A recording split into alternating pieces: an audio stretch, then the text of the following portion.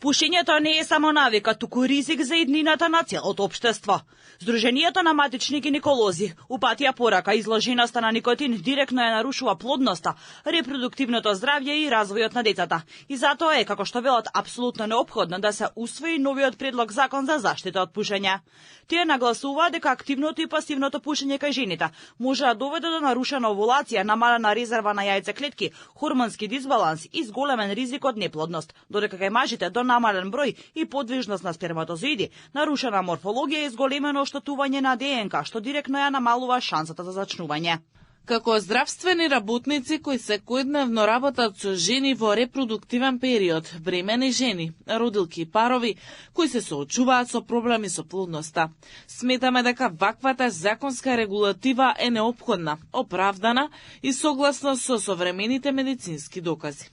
Здравјето на жените, мажите, децата и идните генерации мора да има апсолутен приоритет. Сдруженијето позачува дека никотинот и токсините од чадот лесно ја преминуваат плацентата и може да доведат до предвремено породување, ниска родилна тежина.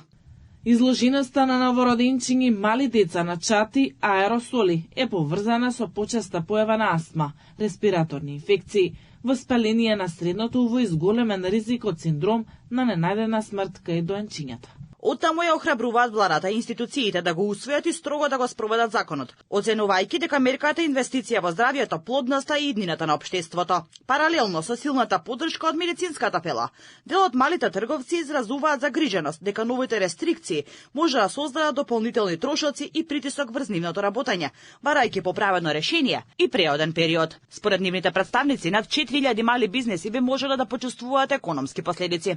Со законот се предвидува целосна забрана за пушење во јавни простории и работни простории, во установи од образование, здравство и спорт, во јавен превоз и во приватни возила кога има дете. Ке се забранат ароматизирани никотински производи, промоција, рекламирање и брендирање.